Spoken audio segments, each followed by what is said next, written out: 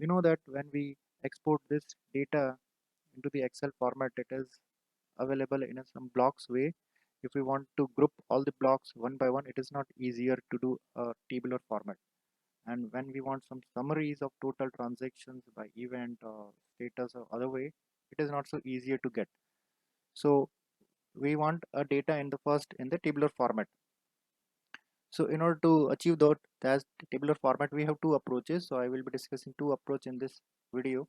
So first is getting the XML data. So I have run this report, subledger period close exception report for US ledger, and I will save this XML data to a location on my system. So it's a dtemp. I'm just putting a US period close exception. Okay. So now there is one Excel file that is available in the description of this video. So you need to download that file and just on this particular cell put the path where I have saved this XML file. So you need to save the entire path along with the file extension. So once this is done, all you need to do is go to data and refresh. So for this you need the Excel 2019 or Office Excel 365. So you see that once you do the refresh, there is a background queries that are running. Once that is complete, the data from XML to detailed dump will be available. So you can see here, so data is 30,000 data has been recorded here. So that was the first time when we do the refresh, all the data will be populated in the detail table. So next time when I do a refresh, it will populate the data in this particular dashboard. So Excel dashboard, which is available on the first page. So again, it is running a background query. And you will see here, okay, the top 10 sources, pending event from all, and these are my filters available. So if I want to filter by only by assets, now, sorry, here the multi-select is on. So I want to select only asset is there, insurance, payables. So here you can see quickly how fast it has been changing. Want to select multiple, receivables, payables. So that's how it's easier. Remove it only for one period or two period. You can see the data is changing.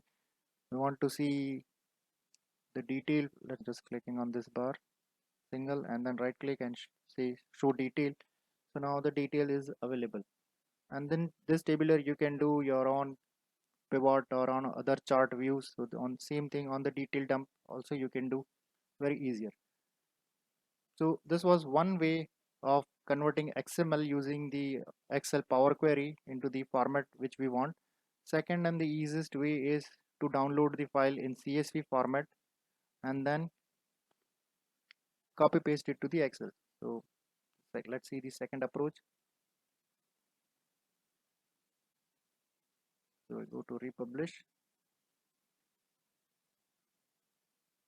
and then export to CSV. So now I can directly open to Notepad. Okay, it's available now. Control A, Control C, copy, and then on this. So once I copy paste here, you can see everything is now sorted. It's into their own columns. Just let me auto fit the columns.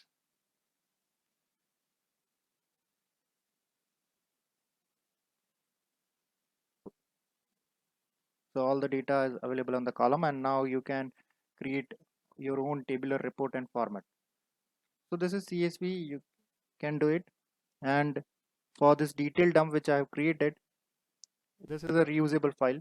If you're saving this file and reusing it, so next time if say I'm going to rerun for this for Australia ledger, what I need to do is change the path, go to data and say refresh all. So running background query, and now in the detail dump Australia ledger is available. Refresh again. So this pivot tables will be refreshed as per the new data. So this is a reusable file. So I hope you like this video, and if you have any comment or suggestion for next report which needs to be represented, so you can post down your comments so we can think on that. So thank you for watching and giving your time.